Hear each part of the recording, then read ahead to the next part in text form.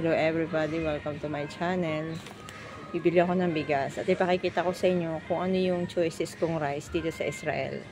Dati Indian rice ang binibili ko, ngayon nagbago na ako. Basmati rice is my best choice today. 12.90 shekel. Kasi yung Indian rice is 10.90 shekel. Ito medyo mahal pero masarap siya. Dumadami. Umaalsa pero masarap ang lasa.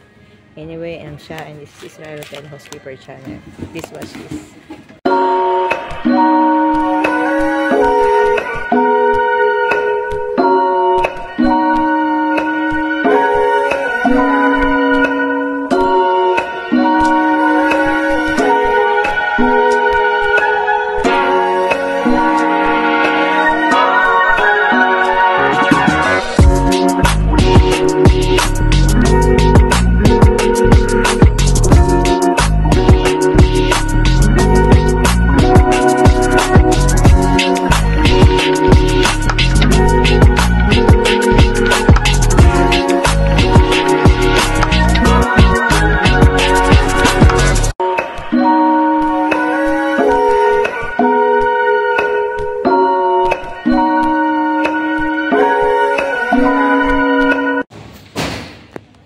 Ito pala ang best choices rice ko ngayon dito sa Israel.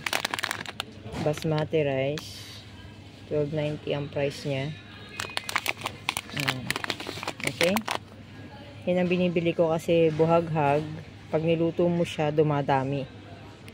At basta hindi siya masyadong malagkit kainin. Masarap kainin.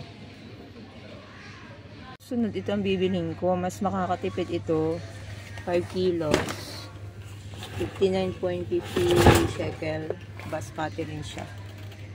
Kasi kung 5 piraso nitong katulad ng binili ko, 13 shekel. Mas mahal. Okay? Bye-bye.